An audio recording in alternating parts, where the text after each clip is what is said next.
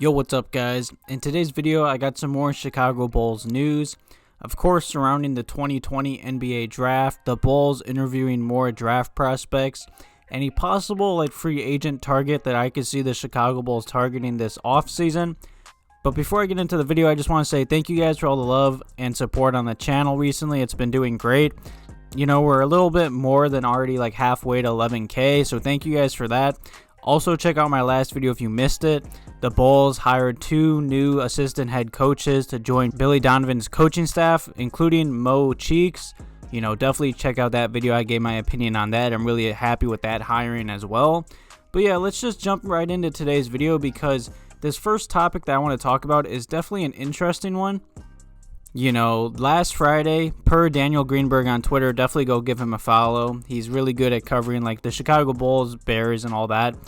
But this past Thursday, the Chicago Bulls interviewed Terry Armstrong on Zoom per source. You know, this is a very interesting, interview or whatever you want to call this. I have never heard of this man. I had to do some research on him. And I'm going to be honest, there's nothing really on this man. You know, Armstrong is 20 years old, and he played professional basketball overseas. You know, I have seen that every source or media source says that he has a lot of potential and he's going to be a future star. But he went overseas to play 1 season, you know, and I hate to say it. He's been kind of filled with injuries. You know, while the draft date is coming up still, you know, Terry Armstrong will join the likes of LaMelo Ball and RJ Hampton as the next stars, prospects eyeing a future in the NBA. You know, he only took the court in 8 games for the Phoenix team overseas after overcoming a number of injuries and as well as facing stiff competition overseas. And of course, he just went to a very talented and stacked team, so that's why he didn't play much. So this is very interesting. I mean, Arturis does know his overseas guys, so maybe he sees something in this kid that I don't see, of course. But yeah, overseas, like I said, he only played 8 games. And in those games, he really didn't play, I'm going to be honest. He averaged 2 total minutes. He didn't even average a single point or anything a game.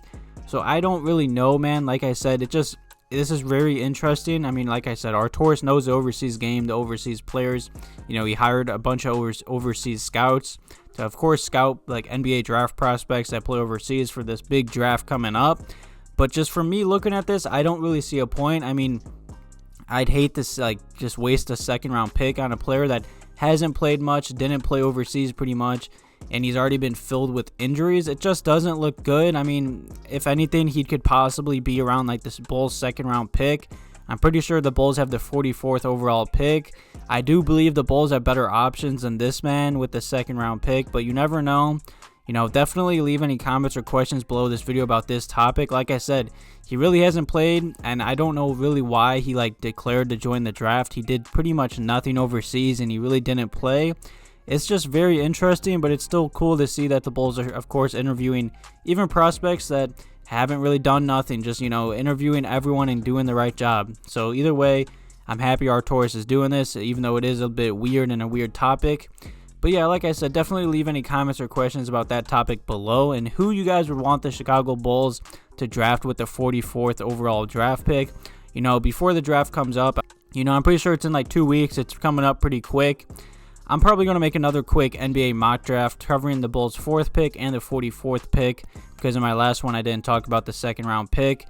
But of course, that's a very important draft pick as well, so I'll make a future video on that. And this second topic is about a possible free agent target that I could see the Chicago Bulls targeting. You know, Daniel Greenberg also tweeted this out the other day. Definitely give him a follow on Twitter. And Danilo Gallinari is a free agent this offseason. It's looking like he's leaving OKC just because OKC is kind of hitting their rebuild button.